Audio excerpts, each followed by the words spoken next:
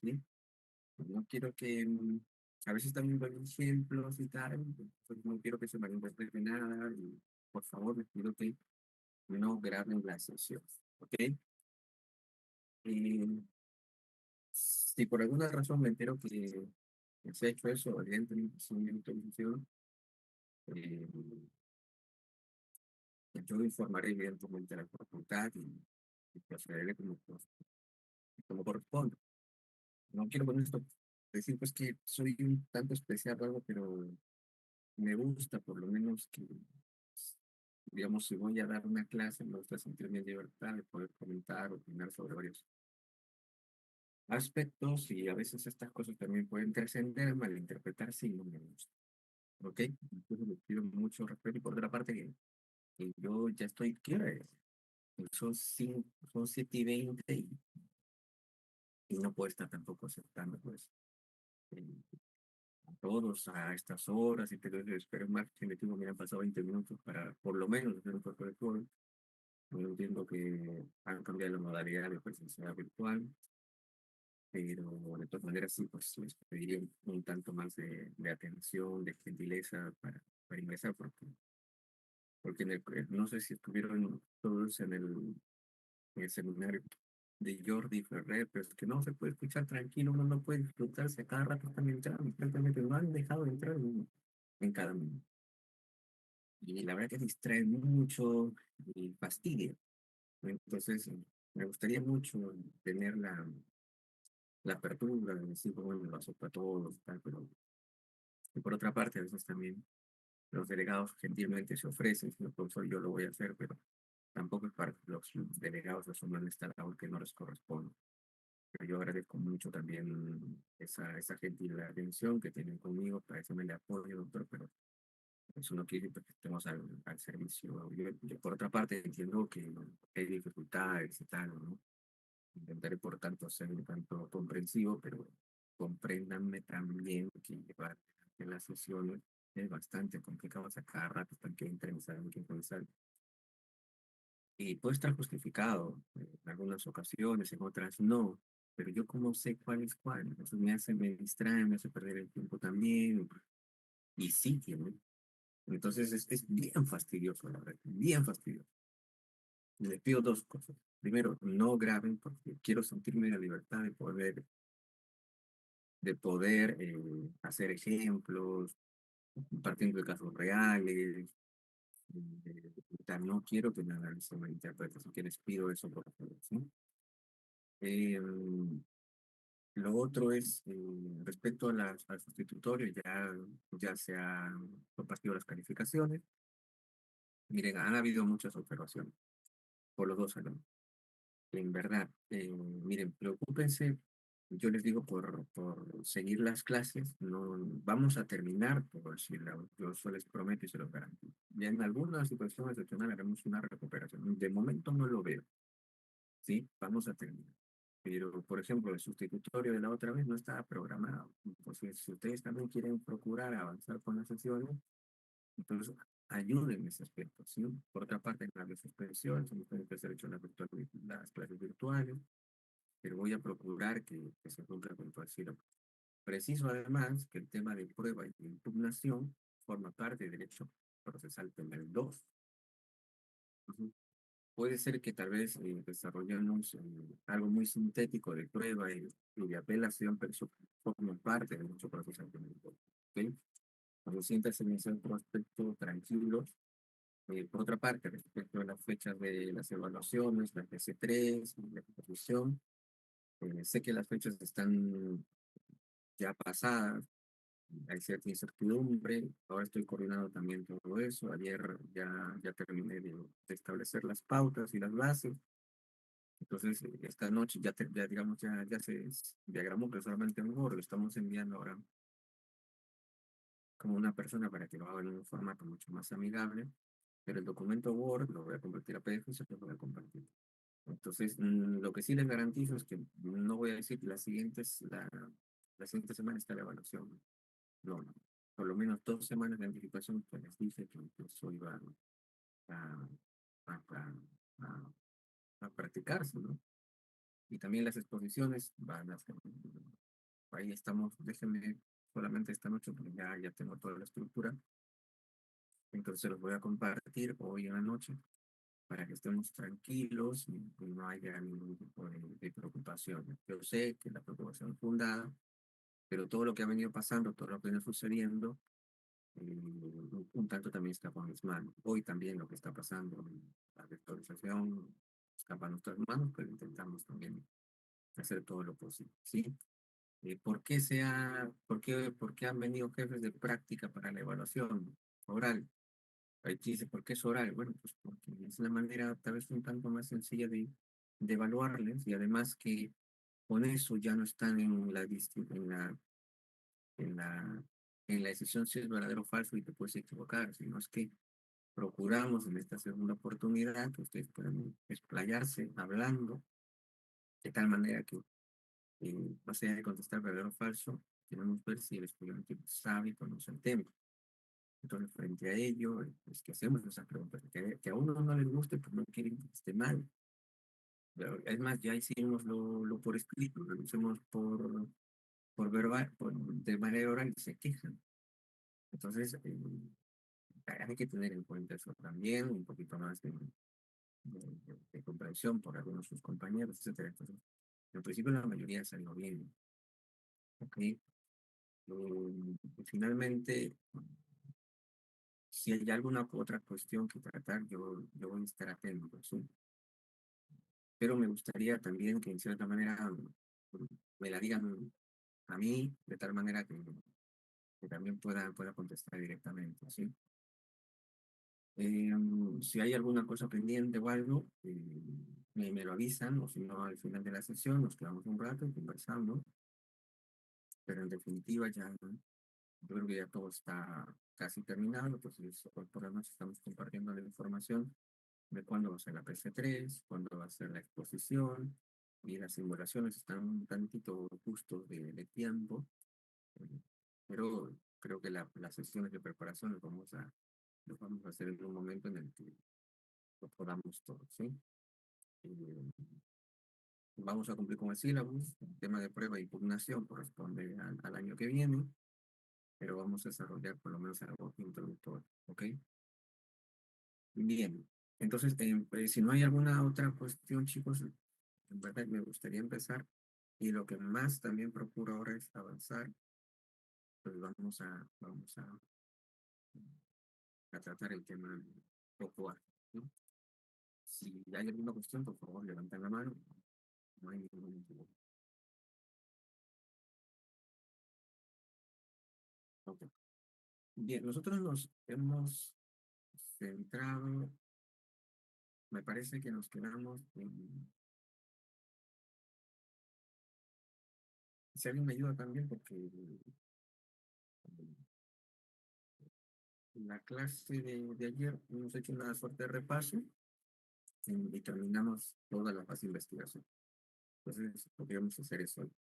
Y creo que nos quedamos en el tema de los plazos, ¿ok? Esto era una de las últimas cosas que estábamos comentando, pero bueno, por ejemplificar o por recordar un poco, ¿no? Miren, yo les comentaba que había dos casaciones importantes. La última era esta, ¿no? La 599-2018 Lima, porque define un plazo para la investigación preliminar que era,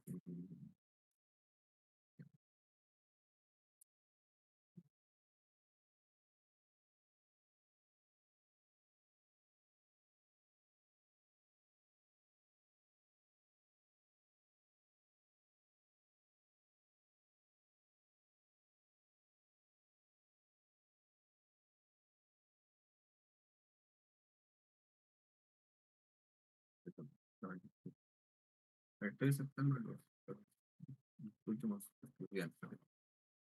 A ver, yo les comentaba que el tema de plazos era bastante discutido, ¿no? ¿No? Recuerden que inicialmente la fórmula para la investigación preliminar en cuanto a plazos era 20 días, salvo que el fiscal fije un plazo distinto, ¿no? Y también comentábamos que ese plazo distinto no tendría un límite. Entonces, el legislador lo dejó abierto, ¿no? Puede ser 20 días, más lo que el fiscal fije como plazo distinto. Y claro, ¿qué es lo distinto y cuánto es el límite de ese plazo distinto? No se estipuló legalmente. Entonces, la jurisprudencia trabajó este aspecto y dijo, no puede ser más del plazo eh, ordinario de la investigación preparatoria formalizada. Bajo una lógica. Que la investigación preliminar, evidentemente, no puede superar el plazo de la investigación preparatoria. ¿Por qué? Porque las diligencias preliminares, recuerden, ¿para qué se hacían? Para los actos urgentes inaplazables. Pero en cambio, la investigación preparatoria formalizada se entendería que es para mm, investigaciones complejas. ¿Ok? Frente a ello, eh, teníamos justamente el absurdo de decir que las diligencias preliminares no podrían pues, superar el plazo de la investigación preparatoria formalizada. Porque si esta investigación preliminar era para actos no inaplazables, pero nunca se podía concebir la idea de que supere actos de investigación, el plazo para actos de investigaciones, digamos, no urgentes ni inaplazables, sino en todo caso no es complejo. Entonces, por eso es que se consideró jurisprudencialmente que el límite de la investigación preliminar en cuanto a plazo era el plazo ordinario de la investigación preparatoria formalizada, por la simple lógica de que ese plazo no puede ser superado por la otra etapa, ¿no?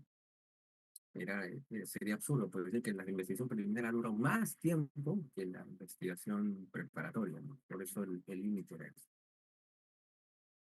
Entonces, sale una casación que dice justamente eso, ¿no? El límite de la investigación preliminar es 120 días. Ya para eso había ocurrido la reforma legal, la única reforma en el plazo de la diligencia preliminar, que es la de 20 días, ahora la reforma es de 60 días. 60 días más lo que el fiscal dije como plazo distinto. Entonces era 60 más ese distinto, pero no había un límite. Por eso la Corte Suprema dijo, no, el límite va a ser 120. ¿Ok? Pero entendía que todo era un único caso. Todo era un único caso. Ahora, con la casación, y aquí lo ponemos en la casación 144 de 2012, la Corte Suprema dice, oye, pero esos 120 días como máximo que uno espera, solamente debe ser entendido para casos simples. Para casos complejos, la diligencia preliminar debe durar 8 meses. Y precisamente los 8 meses es el plazo máximo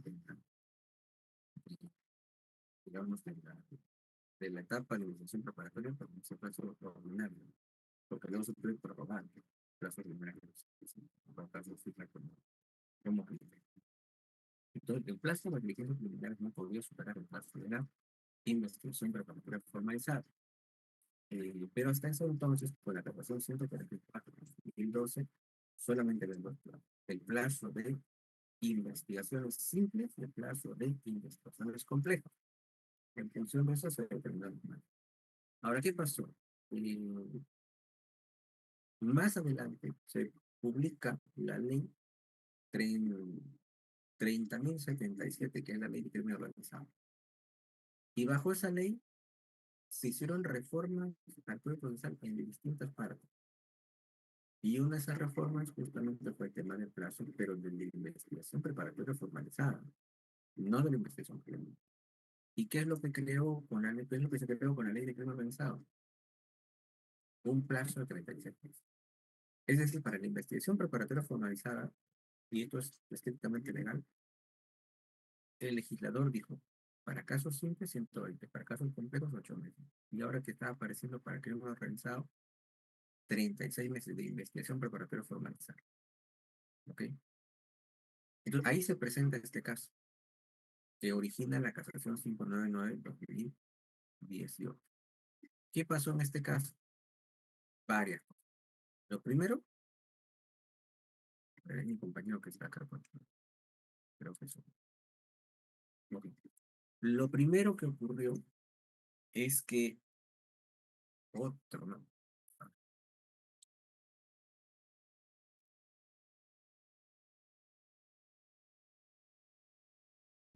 Es demasiado chico y demasiado. A ver, ¿qué es lo que ocurrió en este caso? Fíjense. Y luego les voy a decir mm, qué caso es. Pero aquí lo interesante parte de aquí. Fíjense, si ustedes son fiscales, en ese entonces el desarrollo jurisprudencial, porque legal no había, o sea, en todo caso, el marco legal de la investigación preliminar decía 60 días, más lo que el fiscal fijo como plazo distinto. Y con la casación 144/2012, lo que se estableció fue que esa primera etapa, si es simple, tendría que tener un máximo de 120, si es complejo, 8 meses. Y eso era lo único que había. Y en cierta manera tiene razón de ser esta división entre simple y complejo, los plazos. ¿Por qué? Porque dense cuenta que un caso o bien es simple o bien va a ser complejo, pero no puede ser ambos. Entonces, lo que aquí se estima es que eh, las diligencias preliminares sí van a tener un plazo máximo, pero es el plazo que no puede superar la investigación preparatoria formalizada y, y hasta ahí va, ¿ok? Pero como les digo, la ley de crimen organizado en la investigación preparatoria formalizada crea un nuevo plazo de 36 meses. Es decir, en las diligencias preliminares nos quedamos para casos simples, para casos complejos, y en otro supuesto está o en otro supuesto, en la fase de investigación preparatoria formalizada en realidad, está justamente el plazo de 36 meses por impuesto. ¿Ok? Bien, ¿cuáles eran los problemas aquí? En este caso, primero que la fase de diligencias preliminares estaba vencida.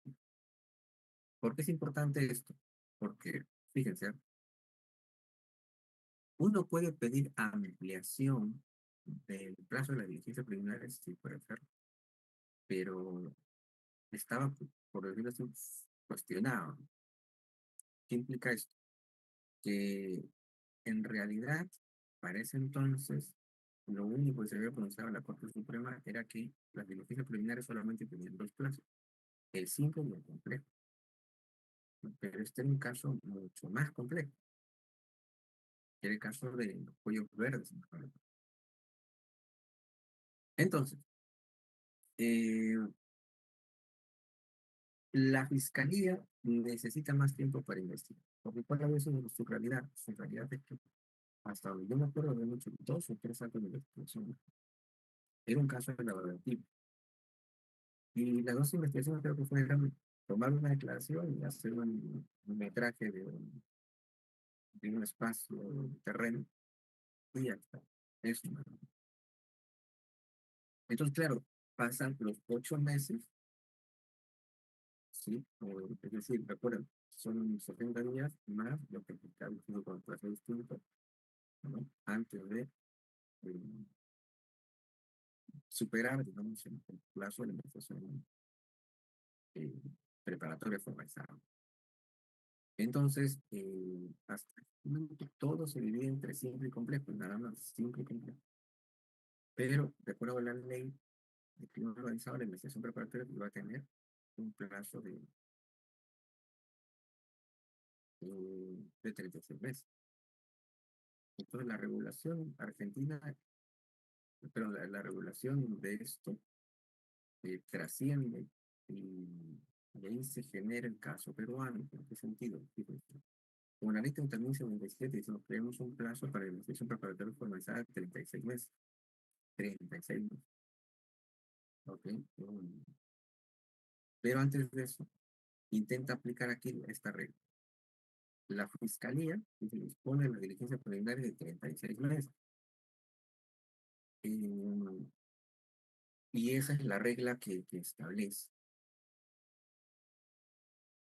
¿Por qué? Porque para la fiscalía, las diligencias preliminares podrían determinar un plazo que se tiene que cumplir, pero este plazo no puede ser superior al de la investigación preparatoria formalizada.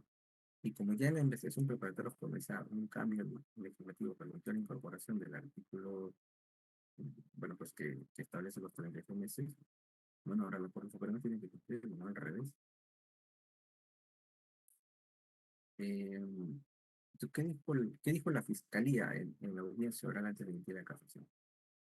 La Fiscalía dijo, bueno, el plazo de vigencia preliminar es de 36 meses, eso es verdad. Bueno, aquí en la Corte Suprema también se notó la regla de que los delitos patrimoniales no superan eh,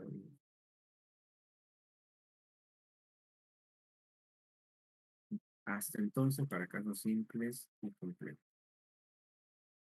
Según la regla del derecho, no supera un impuesto. Ah, no, perdón. Diligencias preliminares no supera la investigación preparatoria formalizada. Ahí es donde se establece esa regla. ¿Por qué? Porque se entendía que bajo ciertas condiciones de la labor, eh,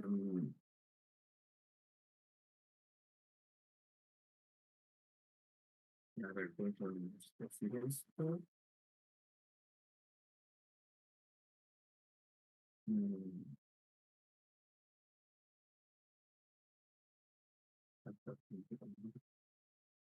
Bueno, a ver, que acá en el segundo punto lo que intentamos decir es que de momento, bajo el pronunciamiento de la Corte Suprema, los plazos serán diferenciados tanto para simple, complejo y crimen organizado, pero ya adaptándose al ámbito de que se está aceptando. Y aquí estamos justamente lo que dice la Fiscalía, ¿no? El plazo de diligencia preliminar es de 36 meses, eso es lo que está determinado. Lo segundo es que dice que las diligencias preliminares no superan en énfasis al derecho penal clásico, ¿no? Eh, y por tanto, o sea, la diligencia penal no tiene que superar la investigación preparatoria formalizada. ¿Sí? Eh, Precisamente sale la ley del crimen organizado y dicen porque el plazo para la investigación preparatoria formalizada es de 36 meses. Y, y bueno, el plazo eh, es, bueno, de tiene país 36. Sí, sí, yo creo que básicamente. Entonces, la fiscalía lo que dice es que el plazo de la diligencia preliminar va a ser 36 meses. Ojo, hasta ese entonces solamente hay plazos para casos simples y para casos completos. Pero la fiscalía aquí, en este caso, no, el plazo de diligencia preliminar son 36 meses. ¿Ok? Y esos 36 meses se justifican en tanto que eh, el plazo que,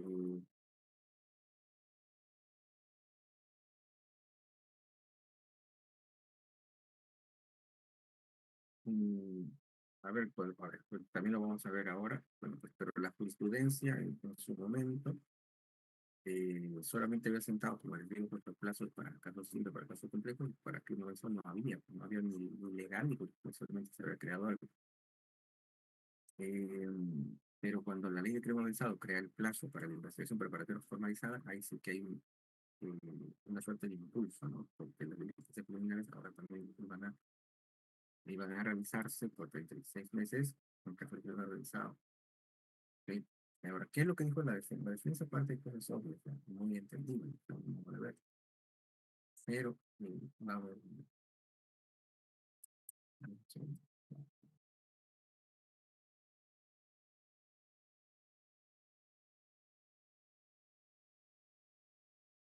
sí, sí, yo puedo aceptar a todos, de hecho voy a aceptar a todos, pero de todas maneras, ¿no? Pues acá hay un dice iPhone de Ángel, no sé qué, ¿no? Por lo menos con los nombres que tengo, no sé.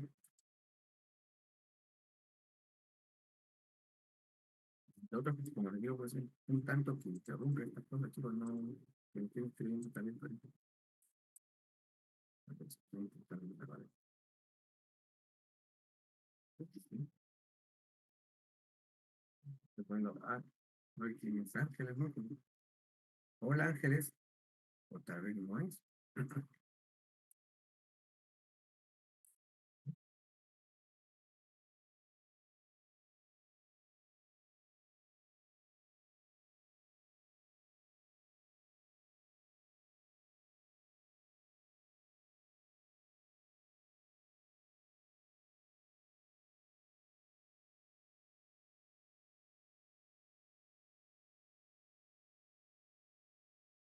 Sí, yo una pregunta y son cosas de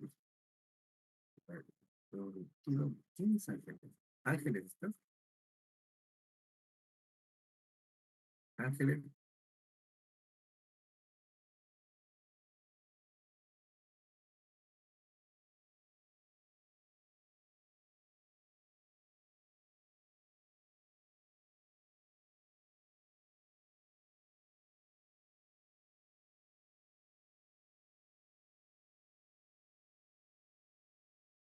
Pues, a ver, mire, no es tampoco tan descabellado lo que plantea la defensa, ¿sí? La defensa dice que los 36 meses que se está pidiendo para defensa preliminares lesiona al investigado porque es demasiado tiempo, ¿no? Para realizar las defensas preliminares. Luego también dice que los casos de crimen organizado en realidad son un tipo de casos complejos. Porque fíjense, yo les decía, del universo de casos que se pueden identificar, podemos calificarlos de simples o complejos. No hay más. O es simple o es complejo. ¿De acuerdo? Un caso que ya es estimado como simple no va a ser complejo. Y un caso que ya es considerado complejo no es simple. O es lo uno o lo otro. Pero el legislador crea justamente aquí un caso de crimen organizado, y por dando su plazo respectivo. Entonces aquí lo que la defensa dice, bueno, el caso de crimen organizado o es simple o es complejo. En todo caso, será muy complejo nada más, pero primero complejo. Por tanto, el plazo que debe tener es de 8 meses. ¿No? Y él dice, bueno, y la ley que acaba de salir de crimen organizado, la ley de crimen organizado siempre se estipula 36, porque se entiende que en esta fase de investigación se realizan actos más por investigación más complejos, pero eso es para investigación preparativa formalizada, no es para la diligencia criminal. Y además había algo muy importante, miren, el plazo de 8 meses ya está vencido. Miren, había una regla de la Corte Suprema que decía, si la Fiscalía está realizando una investigación por ejemplo de 4 meses y luego quiere pedir una ampliación, no lo puede hacer pues al mes 10, porque ya pasó. Tiene que hacerlo antes de que ese plazo vence. Si es 4 meses, pues tiene que hacerlo 1 o 2 días antes. Haciendo eso ya puede pedir la ampliación. Y acá en este caso lo que había ocurrido era lo siguiente, que por delito de lavado de activos se habían realizado muy pocas diligencias, creo que 2 o 3 nada más. Y claro, cuando ya se vencen los 8 meses de caso completo, ellos dicen, pues ahora qué hacemos, porque intentar pronunciarse con esos medios de prueba que se habían obtenido, que no hacían prácticamente nada, tenía que archivar la investigación. Y es lo que estaba apuntando la defensa, frente a la inactividad, frente a la imposibilidad de recolectar elementos de prueba, tiene que pronunciarse sobre eso. Entonces, la fiscalía tiene que se archiva, pues si se continúa con la investigación. Y dadas las condiciones y la pobreza de información que se tenía, pues se estimaba pues que no iban a pasar a una siguiente etapa. ¿Qué pasa aquí? Que la defensa dice la posibilidad de pedir ampliación tiene que ser dentro del plazo de los 8 meses que menciona. Aún así, se admitiendo que hay un plazo de crimen organizado para la defensa criminal, la solicitud de ampliación tiene que realizarse dentro de ese tiempo de 8 meses. Pero aquí, imagínate que estamos en el mes 2. Si ya venció los 8 meses, estamos en el mes 12, ¿qué vas a pedir ampliación? Ya la Corte Suprema también había establecido. Si vas a pedir ampliación, tienes que hacerlo antes de que venza ese plazo que finalmente tengo que seguir. Entonces, lo que había pasado en este caso es que inclusive ya se habían pasado los 8 meses. Por eso que entonces la diligencia preliminar son de 8 meses, ¿no?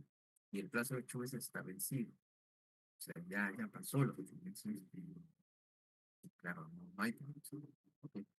Por otra parte, también lo que se refiere a los plazos, ¿qué quiere decir eso? Los plazos de tiempos muertos. Quiere decir que durante un tiempo la fiscalía no ha investigado. Claro, porque mira, inicialmente tenía 8 meses, solamente son 2 o 3 años de investigación. Ya no tenían información, ¿se dan cuenta? Entonces, aquí también justamente el plazo de 8 meses está vencido, los plazos, se había practicado plazo muerto, y encima quiere más plazo. O sea, no hace la investigación el fiscal, solamente hace 2 o 3 actos de investigación, porque encima pide más tiempo. ¿Para qué? Para no hacer nada. Pero eso es lo que le reclama, pues, justamente la defensa, ¿no? Y haciendo referencia a los tiempos muertos, a los plazos muertos, que es aquellos periodos temporales donde no se hace nada, la fiscalía no hace absolutamente nada, plazo muerto.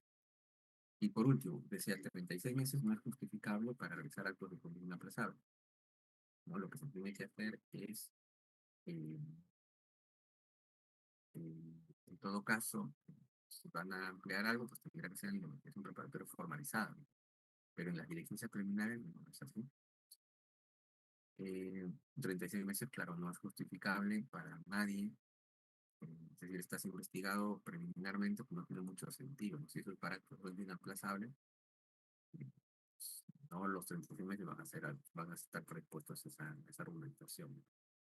Entonces, teníamos por un lado que la Fiscalía decía que los 36 meses sí correspondían. ¿Por qué? Porque si la ley te concede 60 días, el plazo máximo, decía pues que es el plazo de investigación preparatoria formalizada, y eso es lo que hizo.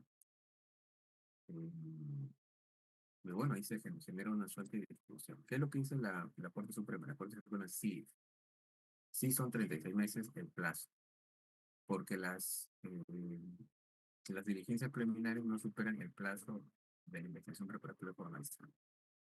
Claro, al final la Corte Suprema establece una primera salvedad, ¿no? Ok, sí, le voy a conceder 36 meses. Que ojalá que si por acá, para que Dios no, porque las diligencias preliminares no puede superar el plazo de la investigación preparatoria formalizada. Y en casos de crimen organizado, ya pues debe ser 36 meses. ¿Por qué? Porque sí. Las simples ponen como máximo 120, las complejas ponen máximo como 8 meses, y eso es un plazo adicional de formalizada. Y lo que se intenta fijar es si existe realmente en la investigación preliminar la etiqueta de investigación de caso de crimen organizado. Y dos, en todo caso hay que fijar el límite, ¿no? Y entonces la Corte Suprema dice que sí. En realidad, lo que aquí se tiene que hacer es que el plazo de las diligencias preliminares, si es de simple 12, perdón, 120 días, el otro es 8 meses, y pues el de crimen organizado será 36. Eso es lo que se establece. Pero ¿qué pasa aquí? ¿Qué pasa con el otro argumento? Que aquí los actos de ofensa inaplazables son los únicos que se pueden practicar, pero este no era ningún caso. Sí, pero se le...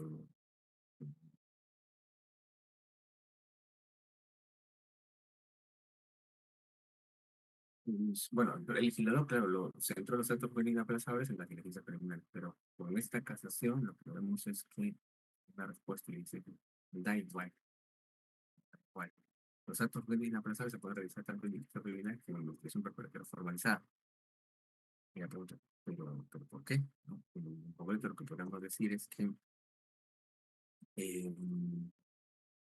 se intenta ajustar a la regla, ¿no? Es decir, el plazo que finalmente se fije no puede superar la investigación preparatoria formalizada. Así es como se determina. Y por último, dice, pues, es posible ampliar el plazo de diligencias preliminares aun cuando el plazo ordinario haya vencido. Claro, ¿se acuerdan cuando decíamos que lo que se puede solicitar como prórrogas puede proceder, pero siempre y cuando se solicite antes de, ¿no? Y en este caso, lo que se advierte es que ya había vencido el plazo, ¿no? De los 8 meses, por caso complejo, y,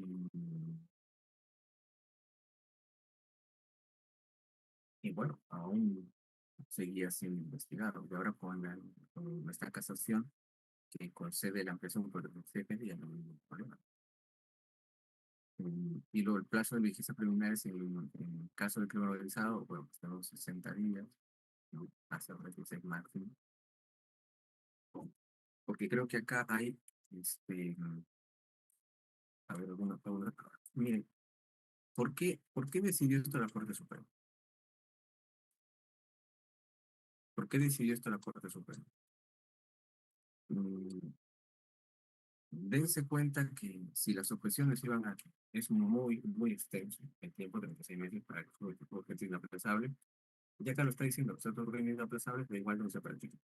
Pero la cuestión aquí es, entonces, ¿para qué el legislador está dividido entre de investigación preliminar e investigación preparatoria formalizada? ¿Por qué? Porque justamente quiere establecer que en lo primero están los actos inaplazables. Pero ahora, si la Corte Suprema está diciendo, bueno, da igual donde se practique, No, no convendría tampoco hacer una división, no conviene. Más bien, sería cuestión de que sin esa división el fiscal tenga todo ese tiempo para que pueda investigar conforme a su criterio y, y tener pues, buenos resultados para la implementación de ese decreto. Entonces ya la Corte Suprema también está estableciendo un criterio diferente. Pero ojo, ya en las últimas resoluciones la Corte Suprema siempre está haciendo la precisión. En todos los casos, además de la motivación, pues tiene que suponer pues, ¿no? Esos, esos actos de investigación, también, independientemente si es objeto inaplazable. Lo que quiero decir con esto es que para la Corte Suprema los actos sujetos inaplazables se pueden realizar tanto en una investigación preliminar como en una investigación preparatoria formalizada, ¿no? Es lo que dice. Pero claro, la posición se suspende en la legalidad procesal, y yo pues que no hay un plazo estricto para, para esto, salvo que se venga estimando pues conforme lo hemos venido teniendo ahora. Y vamos a conectar con unos valores de razón. ¿Sí? Entonces, ¿qué es lo que se estableció con la aclaración? Ah, en este caso, ¿qué continúa? Caso propio. Si el plazo de terminar, el plazo de diligencia criminal en caso criminalizado va a ser entonces de 60 días hasta un máximo de 36 meses. Ya la Corte Suprema dice que no es tampoco razonable, y aquí no se realizan los actos jurídicos inaplazables con exclusividad, porque puede realizarse en cualquier etapa. Y bueno, pues aún cuando ya venció el plazo, bueno, ahora la Corte Suprema dice no, igual se puede investigar. Entonces, lo que aquí se ve es que los propios lineamientos de la Corte Suprema han implicado una opción. Al final se tiene ese resultado. Importante, el plazo para vigencias preliminares se puede conocer con un máximo de 120 días para casos simples, otro máximo de 8 meses para casos complejos.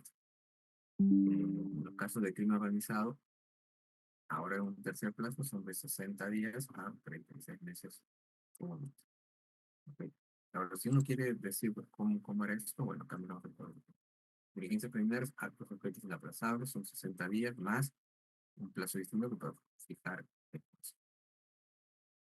Con esta casación 144/2012 se divide, ¿no? O sea, 60 días más algo, y digamos, tendrías los 120 días.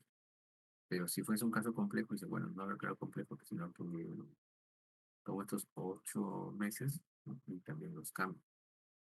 Eh, tengo los 8 meses y también, bueno, a ver, que se cambia de siempre a complejo, no puede pasar eso. Pero en todo caso, los 8 meses también se puede cambiar a 36. Pero estando en casos complejos, se hace ya la distinción, como les digo, ¿no? 144/2012 la captación dice, bueno, pues es simple, 120 como máximo, si es complejo, 8 meses como máximo. Pero eso era lo único que había. Entonces, ya cuando la investigación preparatoria formalizada establece qué criterios establecen en estos planes son legales. 120, 60, 8 meses, 8, 36, 37. ¿De acuerdo? Entonces, claro, ¿qué es lo que dice la Fiscalía Suprema acá? Bueno, en mi caso el crimen organizado, pero acá el decreto de presa tiene plazo de 16 meses. Pero, por otra parte, no hay ningún caso que sea de crimen complejo, perdón, de crimen organizado, que, que represente un plazo, ¿no? Hasta ese momento, legislativamente, ni jurisprudencialmente, salvo lo que eh, más o menos comentaba. Pero, en definitiva, la propuesta del fiscal va, si solamente hay simple y complejo, si ya se me venció el plazo encima, ¿qué puedo hacer? Bueno, pues, bueno, plantea una casación y pide que sea 36 meses el tiempo. Ya no serían 120, 8, sino 120. ¿Y por qué 120? Porque, por lo que dice 128, ¿no? Porque hasta 128 son los días, son esos tiempos, ¿no? Que no pueden superar, pues, es el plazo ordinario máximo. Y bueno, acá tenemos también las prórrogas, 60 días, 8 meses, 26 son las prórrogas. Ok, entonces, en resumidas cuentas, plazos simples, complejos, y ahora de clima organizado. 120, 8 meses, 35. Y acá los plazos, los mismos, 120, 8 meses, 35 meses, pero para ordinario. Si queremos ir a ordinario, esto. Eso en líneas generales es lo que se puede entender sobre plazos. Si quieren también utilizar alguna información, esta es la diapositiva de siguiente intermedio, pero que se domina bastante. ¿Ok? Bueno, esta es una explicación nada más porque recuerden que el 342 dice mm, que son que los plazos, que el plazo es un plazo distinto o lo que el fiscal fijo, ¿no? Y ahí viene la casación que no como dice una vez más, porque esos plazos se vienen los y así. Bien, vamos. Acá es la contabilización. Esto también es un temita un tanto interesante. Fíjense, ujú. Se emite una disposición de inicio de diligencias preliminares y dicen que el plazo va a ser de 60 días. Entonces, si es el 20 de julio al 22, sí, pues estamos con 60 días, ¿cuánto es? 2 meses, ¿no? Entonces, se le justamente pone 60 días que acabaría el 20 de septiembre de 2022. ¿Qué es lo que ocurre ahí? El fiscal pide o sea, antes de que culmine, eso es fundamental, antes de que culmine, el fiscal también había dispuesto la ampliación de plazo por 60 días. Acá hay 60 y luego puso una ampliación por 60 más, ya son 120. Eh, como ella pide unos 60 días más, entonces le empiezan a contabilizar, ¿ya? Entonces, fíjense que acá estos 60 días vencería en realidad el 20 de mayo, el 20 de noviembre de 2022. Pero ¿qué ocurrió? Que justamente antes de que venza, el 17 de noviembre, pide que se declare compleja la investigación. Es decir, miren, hay algo acá, acá, acá. Y acá recién se dice que se declare compleja. ¿Sabes? Pide que se declare compleja. Y claro, al ser declarada compleja, eh, nos preguntamos, ¿desde qué momento se comienza a contabilizar el plazo de complejo? Desde el momento que se cometió el delito, sería en todo caso acá, o desde el momento en que pues, se tomó conocimiento. Entonces, sobre eso se efectuó la discusión, ¿no? Primero acá, bueno, pues a nivel de tiempo, de pues, 2 meses, también 2 meses, 60 días.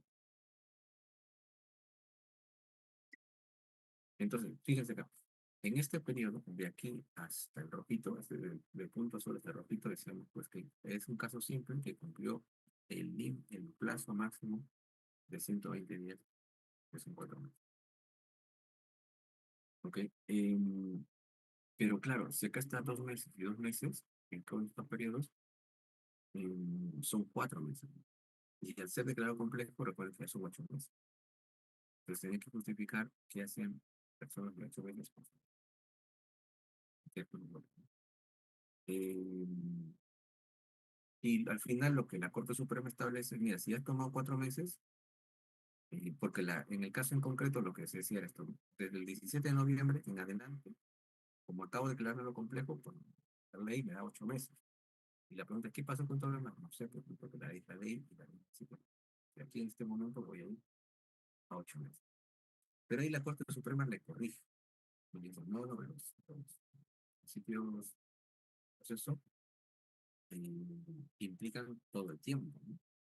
Entonces, si por un caso completo, se han dicho 8 años, 8 años es desde acá, desde el momento que se cometió el delito hacia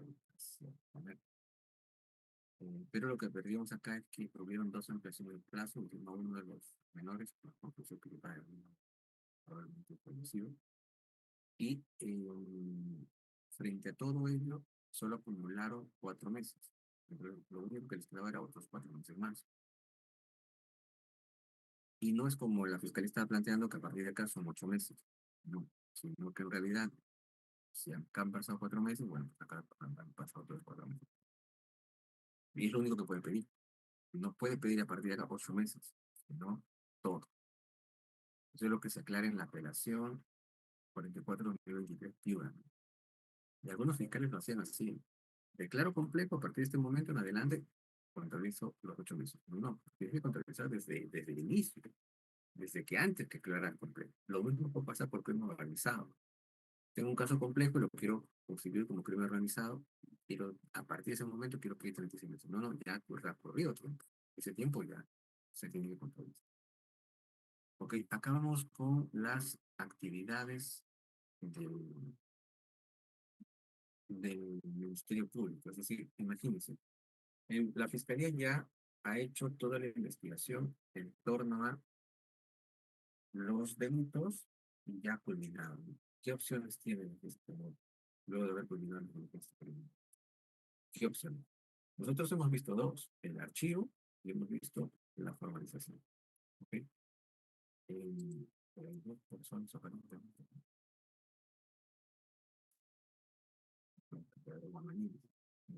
Alguien dígale pues que no sé quién es Santo, que ponga su nombre y apellido, por favor. Entonces, miren chicos, ¿qué es lo que puede hacer la Fiscalía? Uno, habiéndose ya vencido el plazo de la defensa criminal y tiene que pronunciarse. O dos, ¿qué pasa si la Fiscalía dice, ya acabé todos los actos de investigación, quiero pronunciar?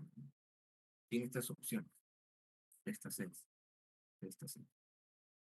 Lo primero podría ser archivar la investigación o el proceso, ¿no? Es decir, como incluye pues que no hay suficientes elementos, hoy vamos ahora a ver los requisitos, no hay suficientes elementos y como consecuencia de ello, tengo que archivar, o no hay delito, o no se puede atribuir a la persona, etc.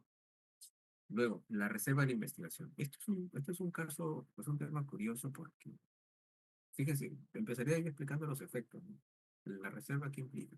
Si tú estás teniendo una investigación, la reserva, ¿qué quiere decir? Bueno, la guardo, el plazo deja de contabilizarse hasta que supuestamente encuentres un elemento que antes no encontrabas que te va a permitir mm, seguir, ¿no? con la investigación. Pero en la práctica, en realidad, cuando dictan reserva, dice, bueno, lo hemos reservado, no va a contabilizar el plazo, pero sigue investigando hasta que llaman a declarar. Entonces uno dice, pero ¿por qué eso está mal? Claro que está mal, pero ¿qué es lo que se puede hacer? Porque lo otro es que te puedan esto, formalizar. Ahora, también está otra figura que se llama la abstención del ejercicio de la acción penal. Usted se afuera de nuestro perfil porque ya por reparatorio, pues lo pueden practicar, y presentándolo en diligencias preliminares, ya pues el fiscal tendría que archivar.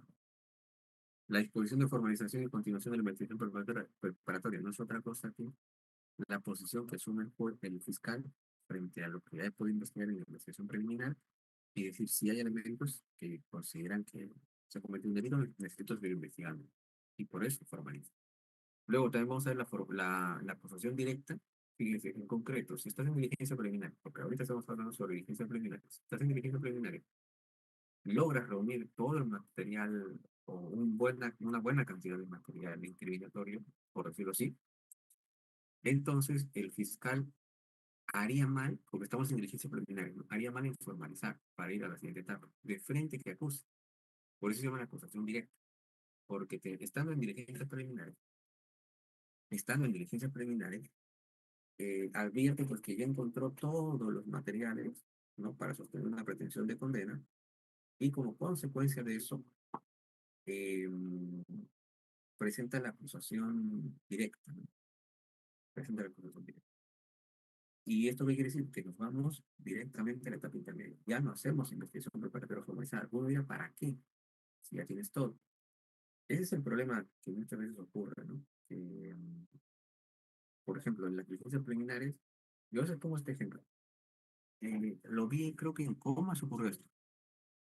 Entraron dos personas a asaltar un minimarket, ¿no? Pero ahí estaban las cámaras le grabaron las caras a todos. Y, y ahí habían compradores que también es bueno de la cámara. Entonces, tenemos registrado en audio y video un robo. Además, hay personas que han identificado a sus sujetos como vecinos, inclusive de la zona, del barrio, que ya pues tienen identificado a todos. Tienen los videos, tienen los testimonios, los documentos, la prueba de lo que se han, de lo que se han llevado, todo. Es todo. Entonces, si en diligencia preliminar ya tienes todo, ¿por qué no planteas la acusación directa? ¿Por qué no te vas a ir para la acusación directa? Estaría un pasaje, ¿no es cierto? Por eso a veces la gente se pregunta, pero si es obvio que están los materiales, que ahí tiene la acreditación de comisión del delito, está todo. Sí, pero hay que fiscales que todavía sienten temor de lo que puede pasar más adelante. Dicen, no, mejor voy a formalizar. Y así se demora. Y ese caso puede estar acumulado junto con otros tantos casos más. Entonces ya es uno más en la pila de expedientes y hasta que se resuelven. Entonces, al tomar malas decisiones a nivel procesal, también se trae como consecuencia esto, ¿no? Se trae como consecuencia esto. Eh, que es no proceder debidamente y como consecuencia de esto, eh, el congestionamiento procesal, mayor desgasto, los fiscales no cumplen con sus metas, etc. Y por otra parte, acá tenemos el requerimiento del proceso inmediato. ¿Qué quiere decir esto? Hay tres supuestos, pero vamos a comentar primero lo vamos a desarrollar. El proceso inmediato funciona ante caso de flagrancia, ¿sí? Está en caso de flagrancia. ¿Qué quiere decir esto? Que una persona que es encontrada en, en pleno acto criminal, se entiende que por esa coyuntura de flagrancia va a obtener todos los materiales o elementos de convicción o prueba sobre la comisión del delito, porque se acaba de encontrar en flagrancia. Y claro, ¿qué implica proceso inmediato? Esto es un proceso especial. Nosotros hemos hablado siempre de proceso común, pero el proceso inmediato es un proceso especial, ¿sí? Y en concreto, lo que permite, si estás en diligencias preliminares, es como que te vas directamente a juicio oral. El procedimiento, el proceso especial regula eso. Te vas como que directamente a juicio oral. Ahí en juicio oral hay una pequeña etapa de control, una pequeña etapa intermedia. Pero se entiende además de que si tú te estás yendo a juicio oral, estás en las condiciones, evidentemente, de poder sustentar tu pretensión. ¿Ok? Entonces, tenemos esto, el archivo, tenemos la reserva, tenemos la abstención, la formalización, la acusación, ¿no? Y lo que hace el proceso inmediato. Esas son las opciones que tiene el fiscal para poder decidir. Ahora, en un proceso normal, digamos que el fiscal no es un caso de flagrancia, no es un caso como para acusación directa, pero puede participar también de los actos de la acusación. Ok, entonces eso son, ahora veamos. Bien, ¿cuándo se dispone el archivo de las diligencias preliminares? Por ejemplo, cuando existe un impedimento procesal. ¿Se acuerdan esto de la prescripción? Aquí ocurre la existencia de un impedimento procesal, la prescripción. Ha prescrito la acción penal, ha prescrito la posibilidad de perseguir la comisión del delito. Cuando prescribe ya no puedes continuar con el procesamiento. Y por eso dice, si ha prescrito, será un impedimento, pero si ha prescrito, ya pues tienes que archivar nomás, porque ya se te pasó el tiempo para procurar una investigación. Luego que tenemos la amnistía, ¿no? Algo así como lo que se viene discutiendo en la ley de amnistía emitida por el Congreso, que consiste en concreto como perdonar el hecho penalizado. Pero muchos de las ONG no han estado de acuerdo con esto, pero de acuerdo a nuestra legislación, si una persona es amnistiada, pues se eliminan o se les perdona sus delitos. La cosa juzgada, bueno, ya hubo un caso anterior, se resolvió, es firme, ¿no? Pero acaban de iniciar otra vez el proceso similar, igual. Entonces, claro, aquí la defensa va y presenta justamente, presenta pues la constancia y con eso estaría de cierta manera arreglando. Esa es la resolución con carácter de ¿ok? También cuando muere el imputado, ¿no? Claro, porque si el imputado ha fallecido, ¿cómo vas a, eh, cómo vas a procurar que se siga investigando? Acaba de fallecer y la responsabilidad penal es personalísima. Si falleces, por decirlo así, la responsabilidad penal fallece contigo. Otro supuesto, además de la existencia de impedimentos procesales, otro supuesto, ¿no? Establece que el hecho investigado no constituye delito, por ejemplo. Yo a veces suelo bromear con el adulterio. Hace dos códigos penales sí que era sancionado penalmente, pero no cualquier adulterio, sino el adulterio de las mujeres, porque había un bien jurídico que era el honor del varón, y por eso se sancionó. Entonces acá serían hechos que no constituyen delito, ¿no? Por ejemplo, también alguien puede decir, oye, me han estafado. ¿Quién te ha estafado? Pues vino una nave espacial y vino el extraterrestre Carlos y me estafó pidiéndome dinero y luego no se apareció. Eso es increíble, ¿no? Eso es increíble. Entonces se estima pues como una invención, si se quiere. Claro, no se registra uno. El hecho investigado no constituye delito. Por otra parte, no se ha podido comprobar la responsabilidad del imputado. Aquí hablamos de prueba. Es decir, claro, el hecho pudo haberse cometido, sí, pero como la actividad de la responsabilidad tienes que probar eso. No basta con decir que los hechos se han cometido, tienes que probar ahora que ese sujeto participó de esos hechos. ¿Ok? Y aquí no se ha podido reunir indicios o elementos suficientes de convicción, perdón, claro, o se ha demostrado inocencia. Se ha demostrado inocencia. ¿Ok? Es decir, hay pruebas de que el sujeto realmente es inocente. No, acá no se ha podido reunir indicios o elementos de convicción suficientes para acreditar la comisión del hecho denunciado. Aquí lo que se determinaría es que el material probatorio es escaso. Es tan escaso que no se puede construir el hecho incriminatorio, ¿no?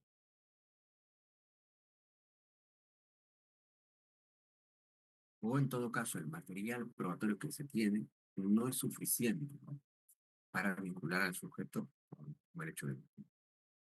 Si se dan cuenta, aquí propiamente se está cuestionando eh, la continuación, o la iniciación o continuación, ¿no?, porque hay impedimentos procesales, justamente lo que acabamos de ver.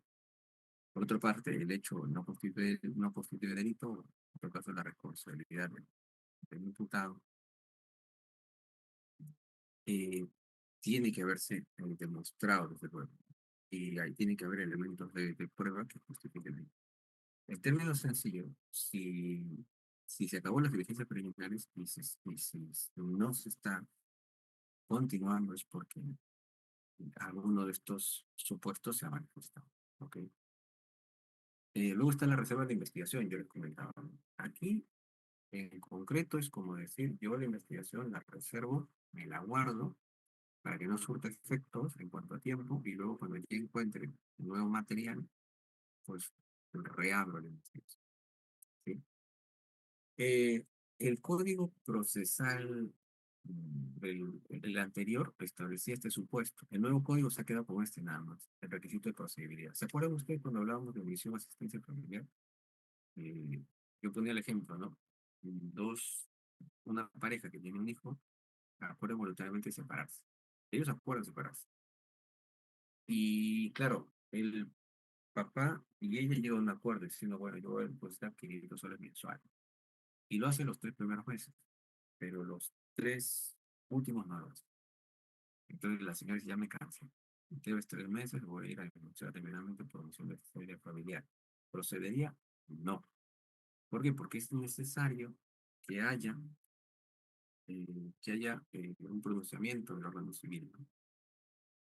Pero no solamente en cuanto a que si estés obligado a hacer esos pagos mensuales, sino que tiene que demostrarse que frente a ello, eh,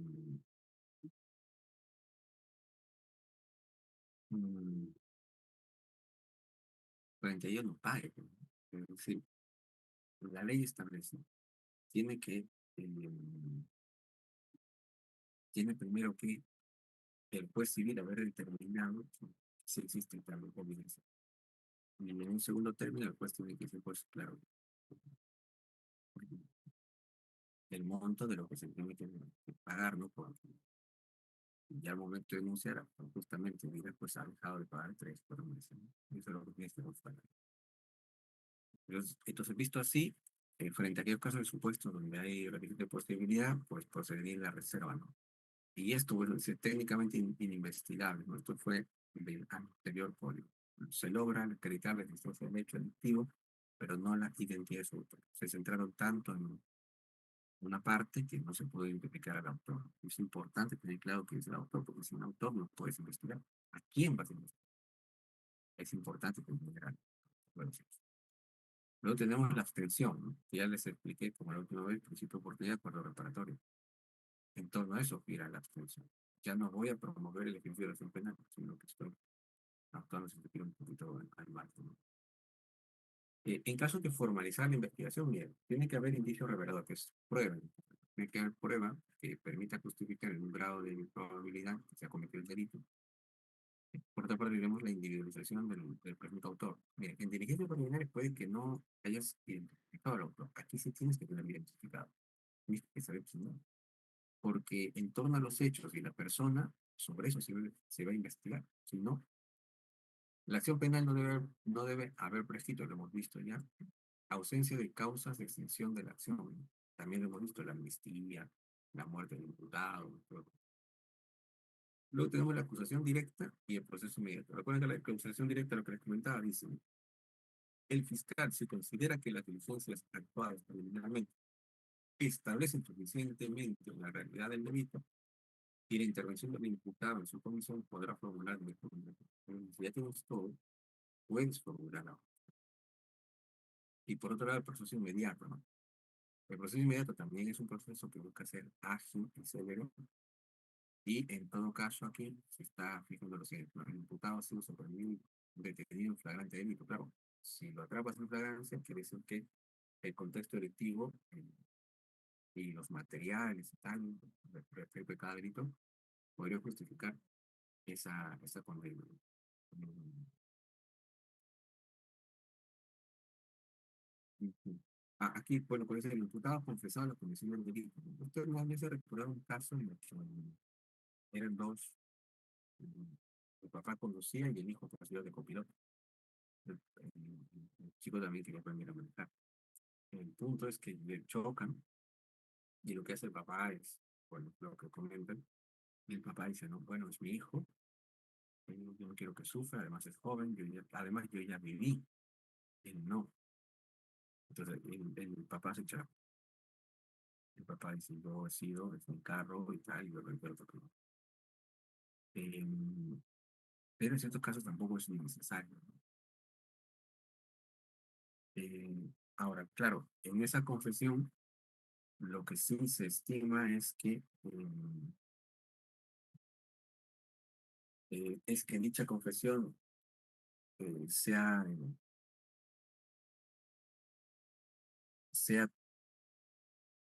respaldado objetivamente, ¿sí? Eh, en el ejemplo que yo les doy, el papá dice, pues yo he sido, pero en realidad no ha sido él, ha sido el hijo. Pero, claro, frente a esa redacción, frente a esa declaración, ¿quién va a contradecir, no? Por eso es que eh, no solamente va a estar la confesión, sino es necesario acompañarlo con otros elementos que justifiquen los hechos que está reconociendo. Eso es muy importante, porque no luego se puede cuestionar. Y finalmente, los elementos de convicción acumulados pues, son evidentes, ¿no? Claro, al final, todo lo que se pueda recabar tiene que ser para este etapa, ¿no?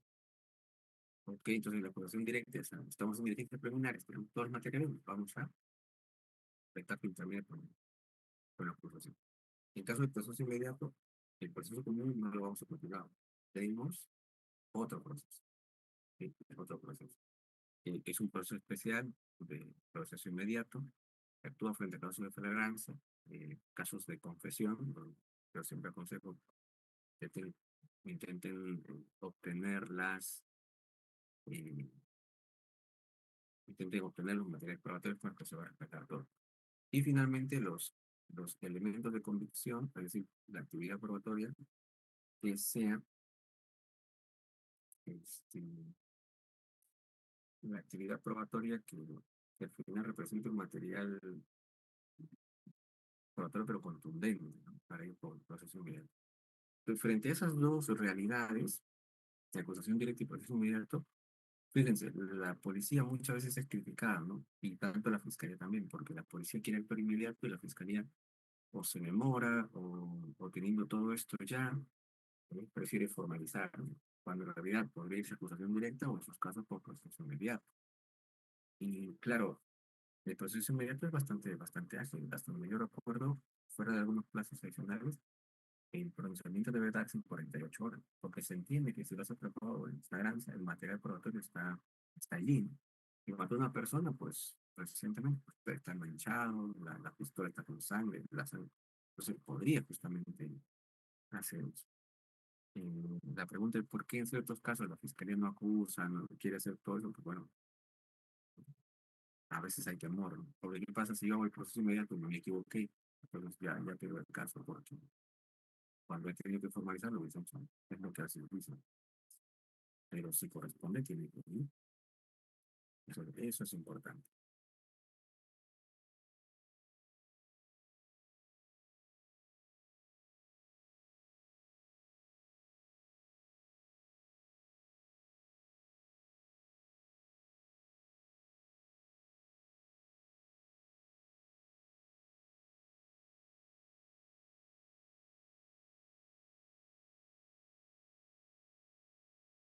Ok, a ver,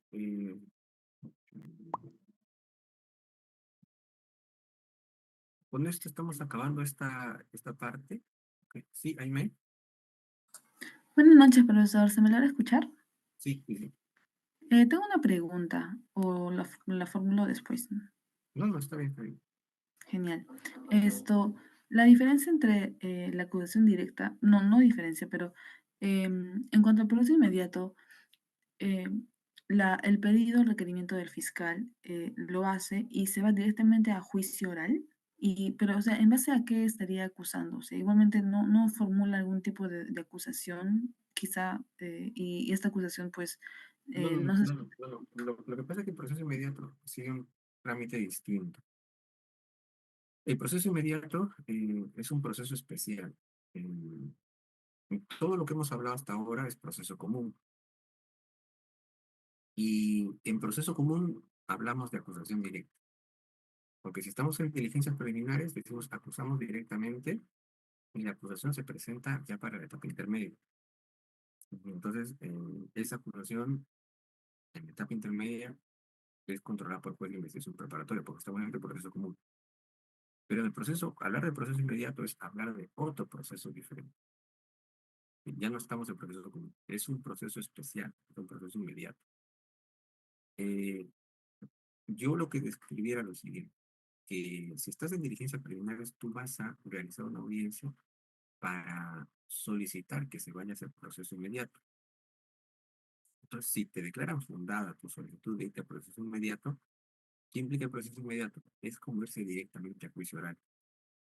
Hay una audiencia donde hay una pequeña, vamos a decir, una pequeña etapa intermedia, que es una etapa de control de medios de prueba, y ya directamente a practicar la prueba. ¿Me entiende? Entonces, ahí es, si mal no recuerdo el plazo de esa audiencia hasta la emisión de la sentencia son 48 horas. Pero no es el proceso común, ya es ir a un proceso inmediato. Más bien se realiza una audiencia para incoar el proceso inmediato. Pues aquí el juez tiene que validar si estamos en efecto frente a un caso de flagrancia, confesión corroborada siempre, o esos elementos de convicción que sean evidentes, que se manifiesten. Pues si declara fundada tu solicitud de incoación del proceso inmediato, ya te vas al proceso. Y hay otra regulación, ya no es el proceso común, pero si yo lo quiero explicar de términos muy sencillo, sería pues conduce a juicio oral. Por ejemplo, hay una pequeña etapa intermedia, una pequeña etapa de control de pruebas, y de frente te vas a la práctica de la prueba. ¿Ok? Eh, Eso es en realidad. Ahora, el tema de procesos especiales lo van a ver en Derecho Procesal Penal 2. No es el único proceso inmediato. También está, seguramente he escuchado colaboración eficaz, es un proceso especial. Eh, mm, También está, por ejemplo, el proceso, lo que conocemos como querella, ¿no? En el caso de delitos contra el honor. Son procesos especiales los que, a los que estamos comentando, ¿sí? No es el proceso común. Bien, profesor, gracias. Ok. Chicos, tomamos una pequeña pausa y pasamos a la investigación preparatoria de forma exacta. Es poquitín nada más, ¿sí? 8:30, a las 8:40 ¿les parece? Y retomamos hasta las 9, yo creo que acabamos ese párrafo, ¿sí? Entonces tomamos una pausa.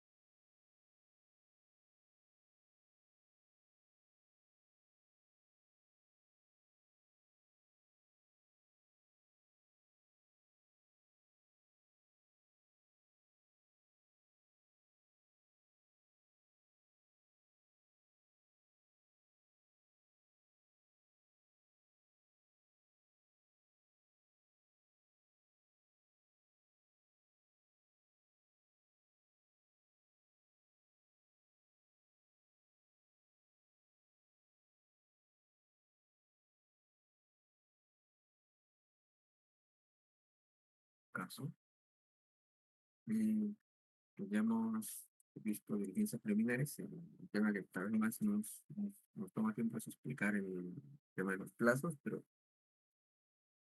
eso pues, es por, por el desarrollo jurisprudencial, básicamente, ¿no? Ok, ahora vamos a la fase de investigación preparatoria formalizada, ¿no? La subetapa. ¿Qué es lo que llama la atención de esto? Es que nosotros tenemos que tener en cuenta que en realidad aquí propiamente empieza la investigación. Digamos, bajo la perspectiva del legislador y la perspectiva teórica, aquí realmente empieza la investigación. Es decir, si nosotros tuviésemos la ocasión de decir cuándo realmente comienza formalmente la investigación, es aquí, con la disposición de formalización de la investigación preparatoria. ¿De qué es la etapa anterior? Es una etapa excepcional. Porque ¿qué ocurre si no tenemos identificado, por ejemplo, al autor? No podemos iniciar la investigación. Porque recuerden, ustedes pueden investigar algo que conocen, algo que pueden identificar. ¿Sí? Y si eso es así, si lo que pueden investigar es aquello que conocen, entonces por eso es que a nivel de esta etapa se pide mucha precisión en torno a los hechos y se tiene que identificar a los sujetos, porque en torno a eso se llama imputación concreta. Bajo el principio de imputación concreta, los hechos tienen que ser debidamente especificados, deben ser claros, deben ser precisos. Si hablamos de varios, deben identificar qué es lo que hizo cada uno de ellos. Pero ya de por sí, además de los hechos, tenemos que tener identificados a las personas que han intervenido en grado de autor, en grado de partícipe. Y sobre eso se investiga. Hay un principio de progresividad que se justifica en torno a la recolección de material probatorio. ¿Sí? Principio lo que va a posibilitar es que este principio lo que posibilita es que en función de esos hechos que se han delimitado con la disposición de formalización, eh, o mejor dicho, a partir de esa disposición de formalización, a partir de los hechos ya debidamente establecidos y las personas ya debidamente identificadas, el principio de progresividad indica que vas a ir recolectando material probatorio para justificar esos hechos presuntamente delictivos y la participación de esas personas que serían los presuntos autores y partícipes, ¿no? Entonces, si ahí comienza la investigación, ¿qué hacemos con la investigación preliminar? Que es lo que hemos escuchado, que hemos visto hace poco. ¿Y para qué sirve? Bueno, pues habrán supuestos en donde, como primer, como primer criterio, ¿no? Habrán supuestos donde eh, es necesario, por la escena criminal, realizar estos actos urgentes inaplazables, ¿no? Todavía no se ha iniciado una investigación, pero es necesario que realices actos urgentes inaplazables para recolectar información, levantamiento del cadáver, también recolección de muestras, ¿no? Todos esos materiales vinculados a la escena del crimen tienen que ser debidamente resguardados.